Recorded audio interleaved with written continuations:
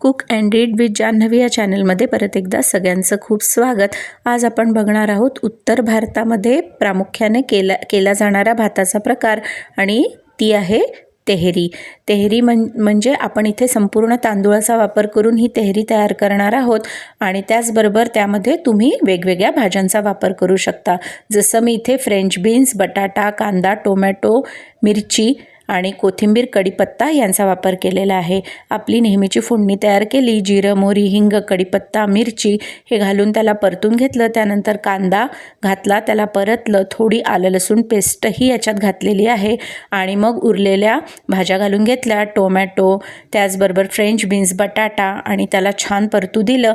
त्यानंतर आपण यामध्ये आपले रेग्युलर मसाले घातले, जसं की हळद, तिखट, धनेजिरे पूड, मीठ आणि त्याचबरोबर या तेहरीची टेस्ट वाढवणारा मसाला म्हणजे पावभाजी मसाला. पावभाजी मसाला घातल्याने या तेहरीची टेस्ट खूप वाढते. तुम्हाला पावभाजी मसाला घालायचा नसेल तर त्याऐवजी तुम्ही किचन किंग मसाला किंवा गरम मसाल्याचा सुद्धा इथे वापर करू शकता.